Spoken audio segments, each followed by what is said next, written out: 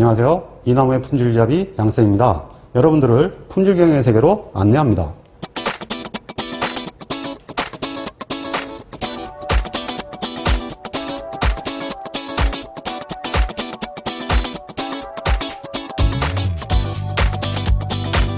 GP직이면 백전백승이다. 샘플링 검사의 3년간의 출제경영 연구로부터 시작합니다.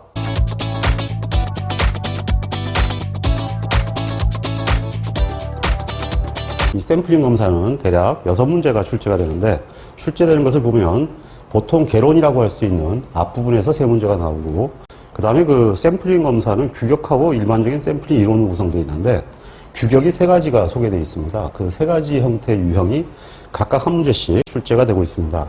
그래서 대부분 학습하실 때 규격 쪽에 역점을 두시는데, 의외로 개론에 관한 시험 문제가 많이 나오고, 실제로 개론에 관한 시험 문제가 학습을 소홀히 하면 굉장히 어려울 수가 있기 때문에 특히 샘플링 오차와 오시곡선 쪽에 중점을 가지고 학습을 하셔야 됩니다. 그래서 샘플링 오차와 오시곡선을 바탕으로 규격들을 학습하시다 보면 일반적으로 무턱대고 암기하는 그러한 형태의 방식에서 실제 회사에 활용할 수 있는 규격으로 사용할 수가 있기 때문에 특히 앞부분에 역점을 가지고 학습해 주시기 바랍니다.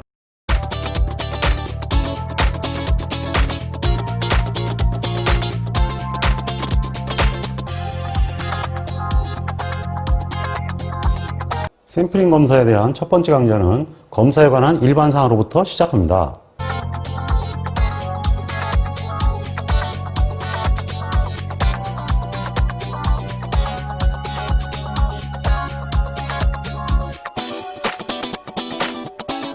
오늘의 공공 주제입니다. 검사의 목적과 정의를 이해해야 합니다. 검사의 분류 방식과 품질 표시 방법을 이해해야 합니다. 인계부적 하품률의 개념을 이해해야 합니다.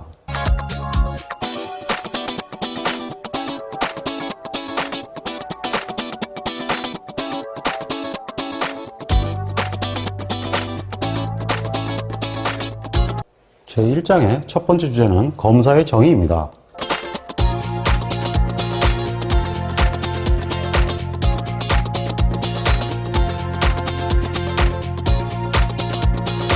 먼저 검사의 목적부터 알아보도록 하겠습니다. 이 검사의 목적은 기본적으로 2가지죠. 일단 로트에 대한 합부 판정에 관한 게 있고요.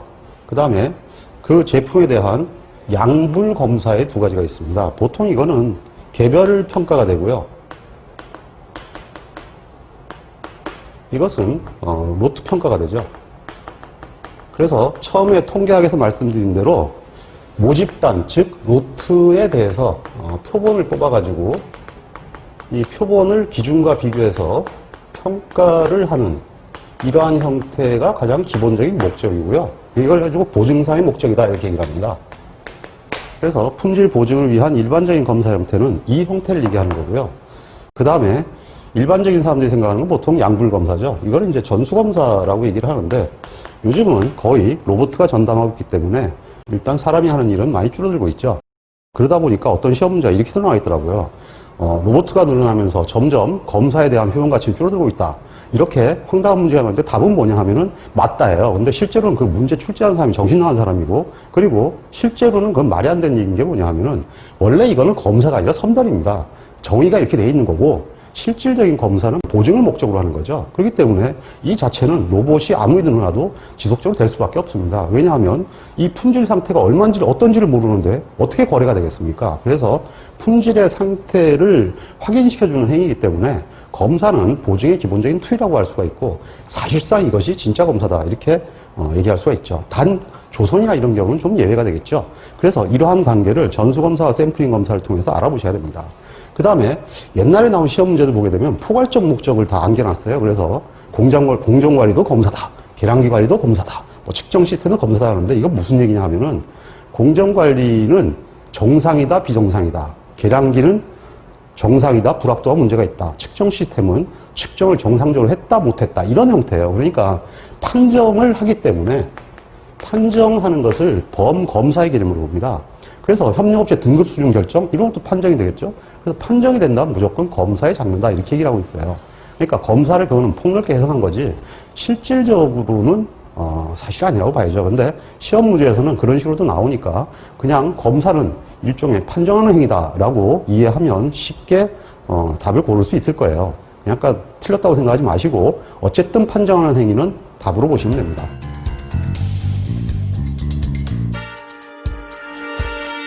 자, 그럼 이번에는 검사의 정의를 보도록 하겠습니다. 검사의 정의는 옛날에는 앞에 수업한 내용이 검사의 정의였습니다. 근데 요즘은 그 ISO랑 전체적으로 이제 결합이 되면서 국제 용어에 의해서 조금 어렵게 그 용어가 정의되고 있는데요.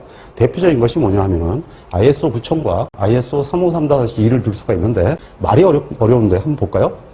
측정 시험 또는 계측에 의해서 적합한 것으로 수반되는 관측 및 판단에 의한 적합성 평가이다. 이렇게 돼 있죠. 평가라는 것은 합부를 결정한다는 얘기입니다.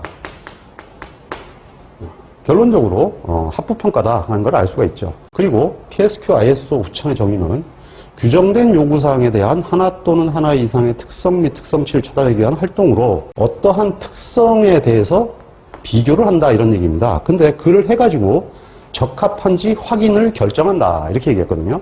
적합한지 확인을 결정한다는 얘기는 결국은 판정한다는 얘기죠. 결론적으로 검사는 판정을 의미하는 그러한 용어다라는 것을 용어의 정의를 통해서도 알 수가 있죠.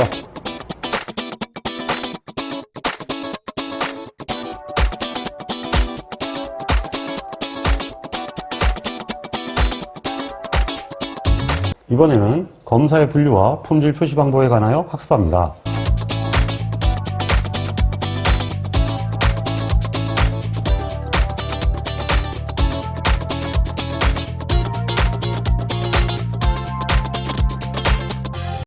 그럼 이번에는 회사에서 여러 가지 형태로 실시되고 있는 검사가 어떤 형태로 분류가 되는지를 알아보도록 하겠습니다. 이것도 혹간 시험에 나오니까 신경을 좀 써야 됩니다. 예를 들면 첫 번째가 공정에 의한 분류입니다. 그래서 공정에 의한 분류는 어떤 것이 있느냐 이렇게 되는데 이 공정은 영어로 프로세스죠. 결론적으로 흘러가는 순서에 따라 결정되는 겁니다. 제일 먼저 자재가 들어오면 자재를 검사해야 되죠. 자재를 검사하는 걸 여러분들 다 아실 거예요. 수익검사라고 합니다. 근데 이 수익검사는 뭘 얘기하느냐 하면 협력업체에 들어온 자재를 검수해 주는 거, 그러니까 인수검사라고도 하고요.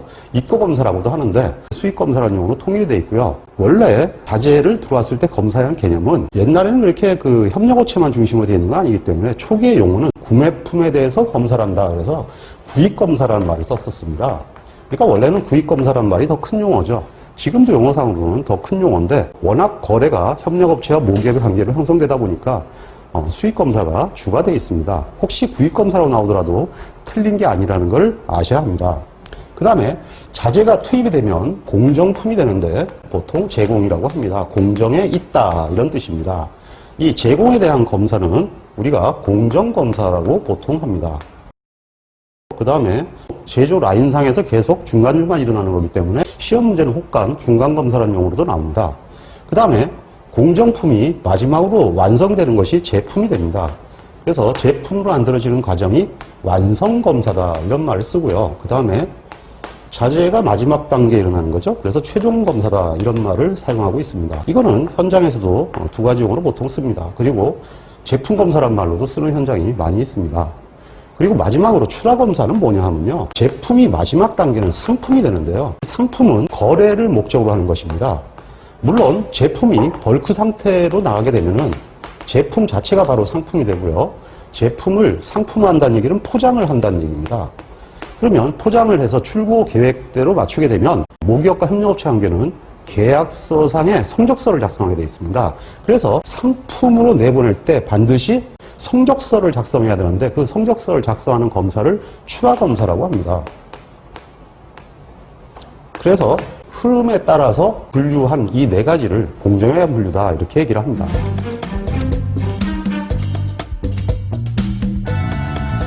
이 공정에 의한 분류는 검사원이 어디서 하느냐에 따라서 장소에 따른 분류로 나눠집니다. 장소는 검사원이 보통 수익검사나 출하검사 또는 제품검사 같은 경우에는 대개가 장소가 정해져 있는 경우가 많습니다. 그러면 이제 그거를 정위치검사다 이렇게 얘기를 하고요. 반면에 공정검사는 검사원이 셋업되어 있는 게 아니라 돌아다니면서 검사를 하는 경우가 많거든요. 그래서 순회검사다 이렇게 얘기를 합니다. 물론 자재도 벌크 상태로 계속 내버려두는 거라 그러면 특별한 검사장이 없기 때문에 유관검사를 할 때 검사원이 돌아다니기도 하죠. 그럼 순회검사가 될 수 있습니다. 물론 제품 검사도 마찬가지죠. 제품 검사나 출하 검사도 검사원이 계속 돌아다니면서 검사를 한다면 그걸 순회 검사다 이렇게 얘기합니다. 그리고 극단적으로는 아예 협력업체에 파견 나와서 검사를 하거나 아니면 작업장이 멀리 있어가지고 아예 출장을 가야 되는 경우도 있겠죠. 그래서 문자 그대로 돌아다니면서 하거나 멈춰있다. 그래서 장소에 따른 분류로 구분할 수도 있습니다.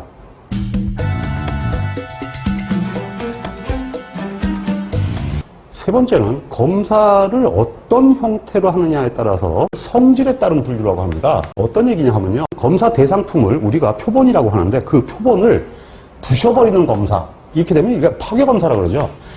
이거 외우기 쉽겠죠? 승질나면 깨버린다, 파괴한다 이런 얘기가 되는데요. 파괴를 하느냐 파괴하지 않느냐 하는 걸로 구분이 됩니다. 그래서 모든 검사가 다 마찬가지인데요. 수익검사는 주로 파괴검사가 아니라 비파괴검사가 많고요. 출하검사는 파괴검사가 굉장히 많습니다. 그리고 간혹가다 한 번씩 계약에 의하면 파괴검사를 할 수밖에 없게 돼 있습니다. 그래서 일반적으로 생산부에도 가보면 검사원이 있어요. 그러면 생산부에 있는 검사원을 가지고 검사원을 생각하시는데 그 사람들은 검사원이 아닙니다. 사실은 그 사람들은 선별사들이고요. 일반적으로 생산부에 있는 검사원들은 파괴검사를 안 합니다. 실제로 비파괴검사는 생산부도 하고 품질관리부도 하겠지만 파괴검사는 품질관리부만 실행을 합니다. 그리고 특별한 항목으로 관능검사가 있습니다. 실제로 관능검사는 오감에 의한 검사를 얘기하는데 훼손하기도 하고 훼손하지 않고도, 즉 먹을 수도 있고 볼 수도 있고 이런 형태이기 때문에 파괴검사와 비파괴검사의 중간검사라고 할 수 있죠. 그래서 이 세 가지를 성깔에 의한 분류다. 성깔이 아니네요. 성질에 의한 분류다. 이렇게 얘기를 합니다. 네 번째는 가장 핵심이 되는 분류인데요. 검사 대상에 관한 분류다 이렇게 얘기를 합니다. 검사 대상에 의한 분류가 무슨 얘기냐면 검사를 모두 다 하느냐 아예 안 하느냐 일부만 하느냐를 가지고 구분을 합니다. 모두 다 하는 경우를 전수검사라고 그러고요. 일부만 하는 것을 샘플링 검사라고 그러고 아예 대상이 아닌 경우를 무검사라고 합니다. 그래서 대상이 다르다라는 얘기고요. 이것을 가지고 이걸 검사 방법이라고 하기 때문에 검사 방법에 따른 분류라고도 합니다. 여기는 이 방법에 따른 분류가 이 네 가지도 나오지만 좀 특이한 게 하나 나옵니다. 이 로트별 샘플링 검사와 관리 샘플링 검사로 대별이 되는데 로트별 샘플링 검사는 일반적인 검사입니다. 그런데 관리 샘플링 검사는 관리자들이 하는 행위를 얘기합니다. 실제로는 이건 검사로 취급 안 하는데요. 관리자들이 예를 들면 현장에 가서 좀 이상한 느낌이 들면 일단 제품들 상태를 중간중간에 확인을 합니다. 그래서 이것을 중간중간에 체크한다 그래가지고 체크검사라는 용어로 쓰고 있는데요. 이런 말은 사실은 저도 책에서만 보지 사실 현장에 저렇게 얘기하는 사람 아무도 없거든요.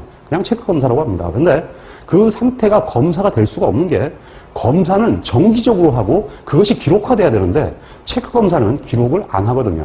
그냥 본인이 하고 나서 보고 이상이 없으면 그냥 가버리고 이상 있으면 그냥 바로 지시를 하는 거거든요. 그러니까 이건 사실은 관리행위지 검사가 아니에요.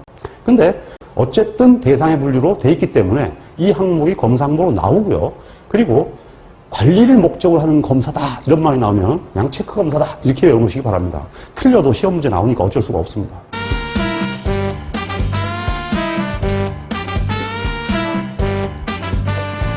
그리고 또 다른 분류는 검사 항목에 따른 분류를 우리가 얘기할 수가 있는데요. 일반적으로 품질 특성에 따른 분류다 이렇게 얘기합니다. 그건 뭐냐 하면은 이렇게 성적서를 보시면 검사해야 할 항목들이 있습니다.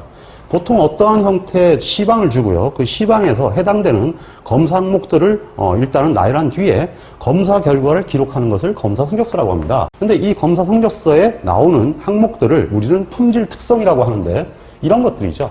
그래서 결국은 이런 하나하나의 품질 특성이 다 검사 대상들이기 때문에 이 항목에 따른 분류도 분명히 검사 분류 중에 하나죠. 그러니까 길이 쟀어? 무게 쟀어? 뭐 이런 얘기가 해당되겠습니다.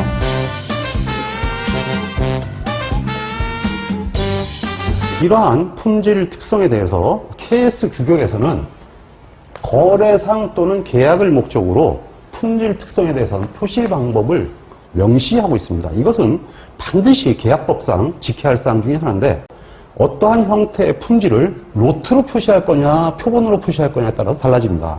로트로 표시하는 것은 모수로 표기합니다. 즉 모평균, 모표준 편차. 특이한 거는 모분산이 아닙니다. 모분산 그러면 틀립니다. 모표준 편차 이렇게 얘기해야 되는 거죠. 이거는 통계학이 아니니까 품질 관리죠. 그러니까 표준 편차를 얘기해도 틀린 게 아니죠.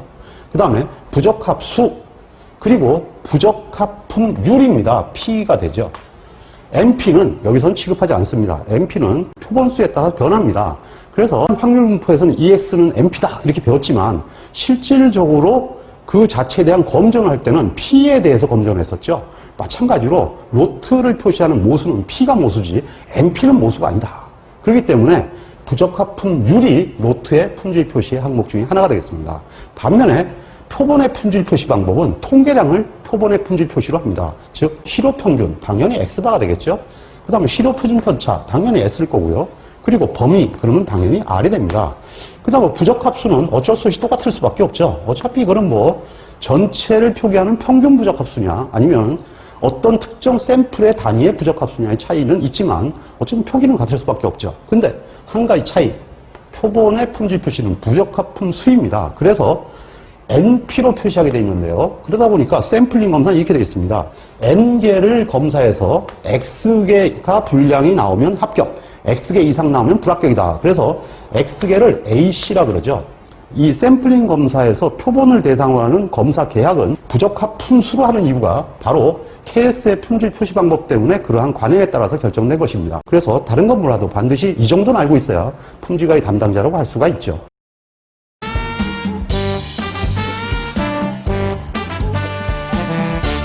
이번에는 결점에 대해서 검사 단위의 품질 표시 분류에 대한 개념을 보도록 하겠습니다. 이거는 나중에 FMEA나 이런 걸 할 때 그 결점에 관한 부분들을 많이 다루게 되는데 이거를 부적합이라고 하죠.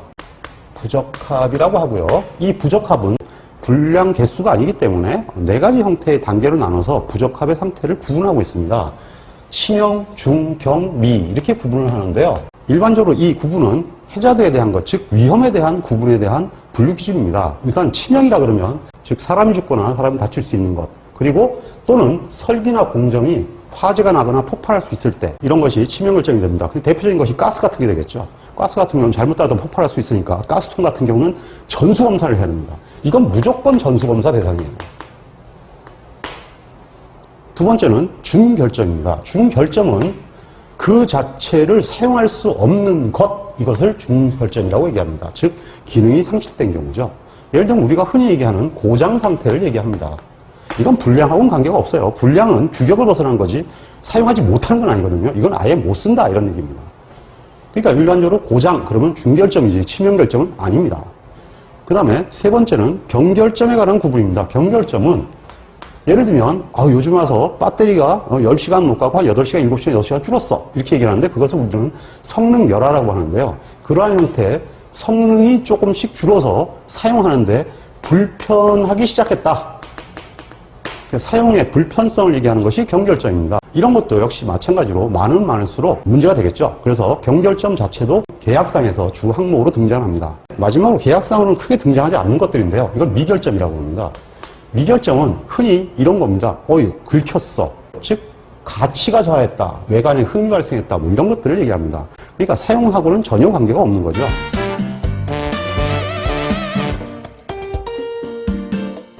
자, 그럼 지금까지 한 내용에 대해서 기초다지기를 통해서 확인하는 과정을 갖도록 하겠습니다. 자, 보니까 이렇게 나왔네요. 다음 물음에 해당하는 검사를 보기에서 선택하여 답하시오. 자, 이제 검사의 종류 같죠?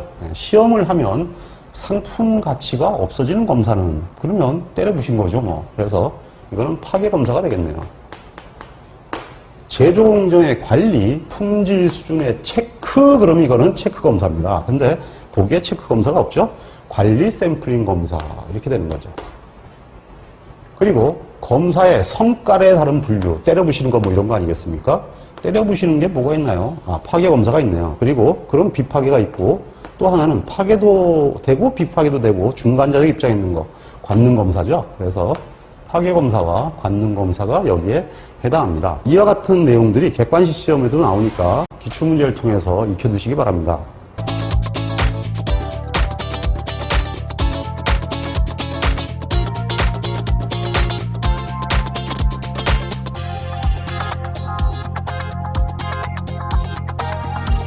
검사계획의 세 번째 주제는 임계 부적합품률입니다.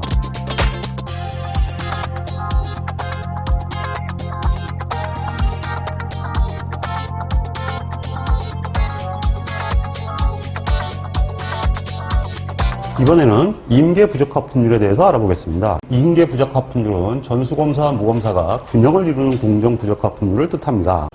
공정 품질이 나쁠수록 검사가 필요하다는 뜻으로 주란에 의해서 QC 핸드북에서 처음 발표되었습니다. 자, 그러면 인계 부적 하품률이 무엇인지 알아보도록 하겠습니다. 먼저 용어를 정의하고 시작하도록 하겠습니다.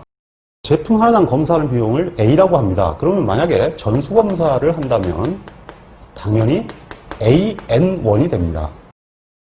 그리고 검사를 안 하고 무검사를 한다면 출고가 되면 불량품이 나갈 건데 PN개가 나가겠죠. 이때 개당 클레임 비용을 B라고 하면 BPM만큼의 손실이 발생합니다. 그리고 전수검사를 통해서 불량이 나올 건데요. 이 PN개에 대해서는 수리를 하건 폐기를 해야 될 것입니다. 그러면 거기에 대한 수리 및 대책 비용을 C라고 하면 CPN이 되겠죠. 자, 이것을 정리해보면 이렇게 됩니다. 무검사로 인한 손실비, 그러면 BPN 이렇게 되고요. 전수검사 비용, 그러면 AN이죠.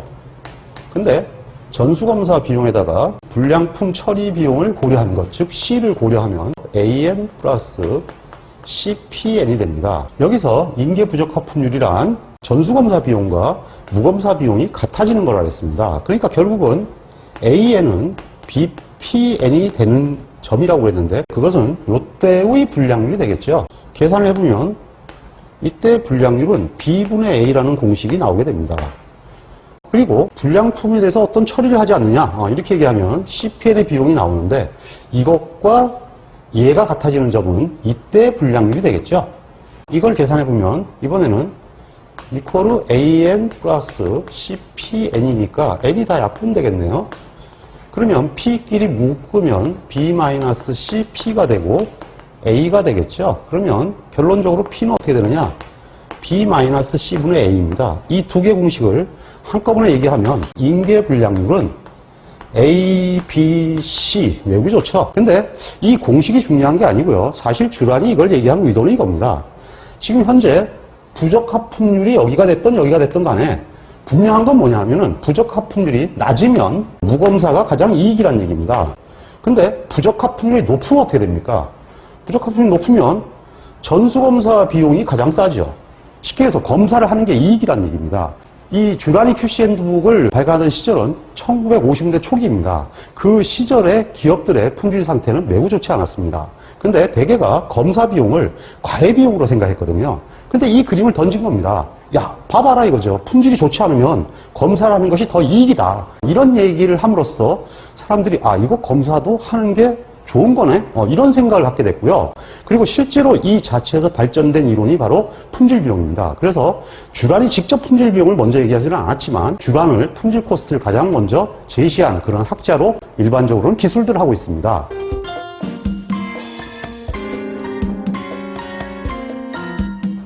그러면 인계 부적 하품률의 스탠다드 문제를 보도록 하겠습니다. 기초 따지기 2번입니다. 검사 비용이 개당 100원이다 그랬습니다. 이건 A가 되는 거죠. 그리고 부적 하품으로 인한 손실 비용이 10,000원이다 그랬네요. 이거는 B가 됩니다. 근데 검사 중 발견되는 불량률에 대해서 폐기를 한 게 제작업을 하는 모양이네요. 수리하는 비용이 개당 2,000원이다 이렇게 얘기를 했어요. 자, 그러면 먼저 인계 부적 하품률을 구해봐야겠죠. 인계 부적 하품률의 공식은 매우 쉽죠. PB는 A, B, C 기억나시죠? A가 100원이고 B가 10,000원이고 C가 2,000원이니까 결론적으로 0.0125 즉 1.25%가 되네요.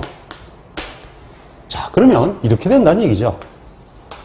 전수검사 비용은 이렇게밖에 안 되지만 실제로는 비용이 이렇게 올라갔죠. 이렇게 올라갔고 그 다음에 이건 무검사로 인한 손실 비용입니다.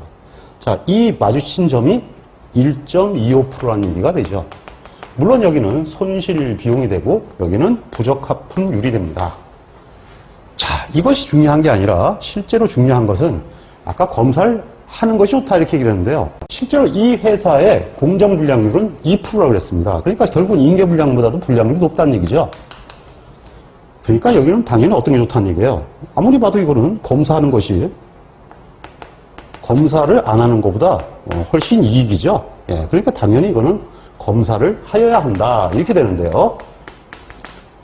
실제로는 다른 건 다 구할 수 있습니다. 즉 검사 비용도 구할 수 있고 검사품에 대한 그 수리 비용이건 폐기 비용이건 다 구할 수 있어요. 근데 문제는 불량으로 인한 손실비입니다. 이 불량으로 인한 손실비는 죽었다 깨어나도 기회 손실을 확인할 수가 없습니다. 이 기회 손실이라는 건 뭐냐 하면은 한 번 열받는 고객은 다시는 그걸 안 사는 겁니다. 그럼 결국은 계속 재구매가 일어나야 되는데 구매하지 않는 고객들이 많아지면 결국은 그 회사는 망하게 되죠. 그러니까 단순하게 B가 크레임 비용이라 해서 계산하면은 구할 수 있겠지만 실질적으로 기회 비용을 감안하면 불량률은 훨씬 밑으로 가야 발생하는 거죠. 즉 이 비용이 훨씬 높아진다는 얘기입니다. 그렇지만 이거는 아무도 알 수가 없죠. 그러니까 불량이 나오는 한 검사 활동을 하는 것이 안 하는 것보다 더 이익이다, 이런 얘기가 될 수도 있죠. 거꾸로 얘기하면 품질 관리를 하는 것이 이익이지 안 하는 것이 이익이 될 수는 없다라는 얘기가 되겠습니다.